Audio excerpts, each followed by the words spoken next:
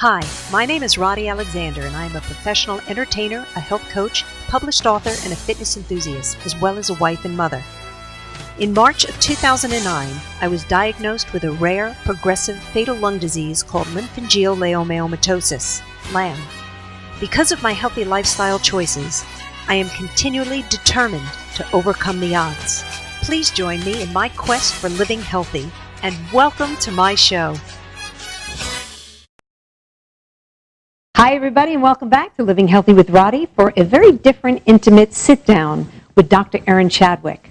We just did an episode of granola, healthy raw granola, and we cooked that together.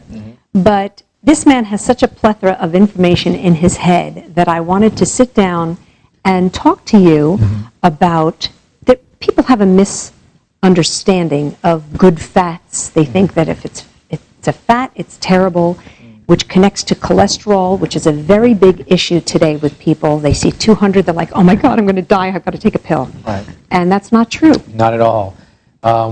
Most fats, good fats, we call them essential fatty acids because they are essential for the body. But most people, like you said, they're kind of afraid of fats. Number one, they think that they're going to get fat if they eat fat, or they're going to have high cholesterol issues if they consume too much fat. But we need to have enough fats in our bodies because the good fats are crucial for many areas of the body. Right? I agree. For example, we know that good fats are very important for the brain to function.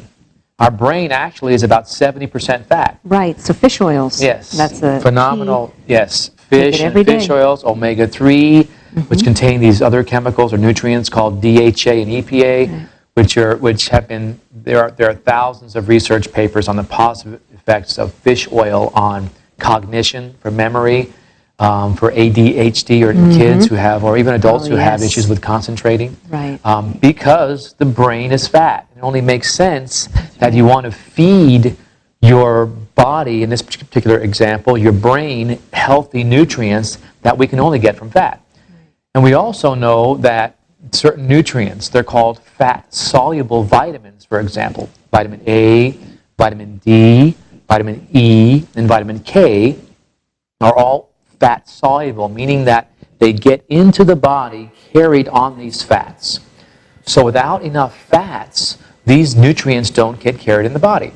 And that's detrimental, extremely. And you see a lot of patients like that. Many patients, especially the symptoms and signs of just those four, vitamin A, vitamin D, vitamin E, and vitamin K, are so rampant. They relate to almost all chronic degenerative diseases. Now, vitamin K you mentioned, a lot of people say, well, I can't have K because I'm on medication. Right.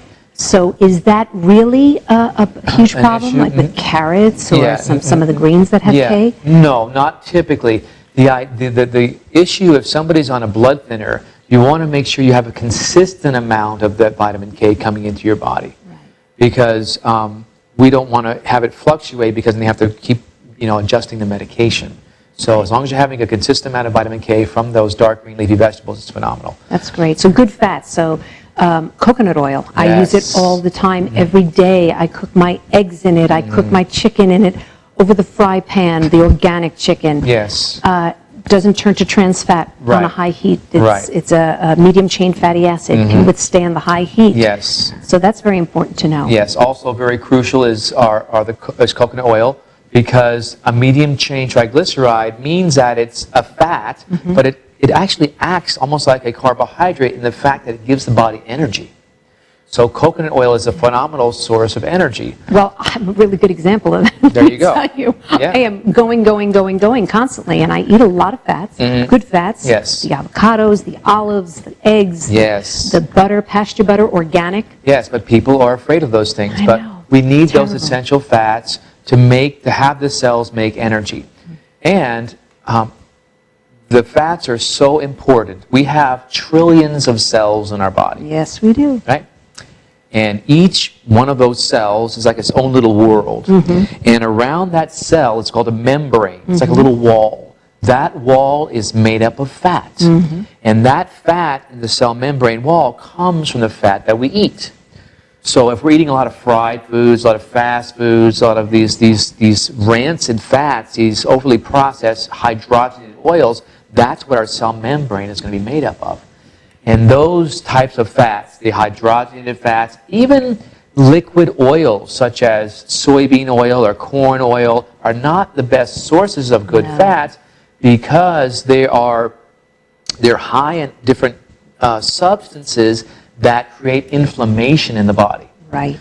So everything from cramps and PMS to dermatitis, hepatitis, gastritis, anything where there's an itis is inflammation. Wow, inflammation. Arthritis.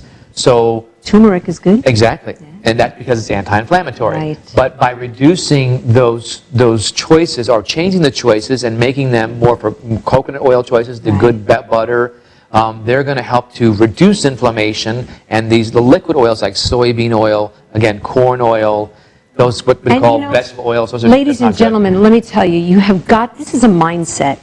You have got to make better choices. You have to care enough about yourself. That's the first thing that I talk about whenever I do a lecture. Yes. And you have to want to choose better. You have to read labels. You have to ask when you go to a restaurant, is this made in canola oil or soy oil? Yes. And those oils, not only are they unhealthy because of what you were talking about, but because they're genetically engineered. Yes. You know, they don't say, oh yeah, we use organic. But even so, the soy is a huge problem for men and women. Yes. You're going to talk about hormones, but it mimics estrogen, so it's bad for both sexes. Yes, exactly. And we know hormones, things like progesterone and estrogen in a woman and testosterone in a man, they come from the healthy fats also. So if we're not having enough essential fatty acids, we can't make our hormones balanced. That's why there's such a big problem with infertility in this country too. Oh my God, I've never seen it so rampant. It's unbelievable. I remember they had one clinic, and now there's like over 50 of them in one area. Because so many people are having issues with that because of these simple fundamentals. We got to go back to the fundamentals. Eating essential fats. You mentioned butter. Organic butter contains what we call short chain fatty acids, right? So coconut oil has medium chain, butter has short chain. We need those short chain fatty acids in the butter, especially for what we call epithelial cells. Epithelial cells line the intestines. So in order for the intestines to be healthy, we have to have these short chain fatty acids, and they come from butter and other sources like that. And too bad vegans, they're deprived of that. Yes. It's difficult. But we need to have a balance of those good fats for the body to be functioning healthily. So a lot of times doctors will go searching and digging into the body when you have to just take a step back and look at some fundamentals. You know, these basic nutrients.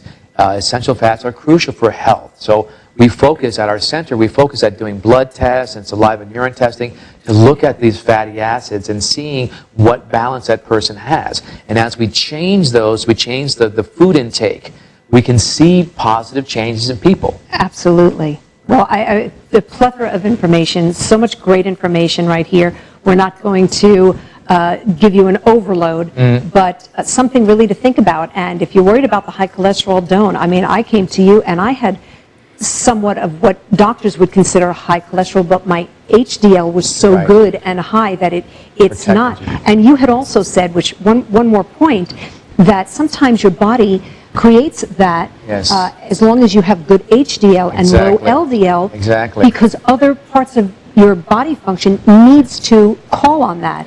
Right? Yes. Like So, the hormones and all these different... So the body will take those cholesterol, for example, it will use cholesterol to make the hormones too.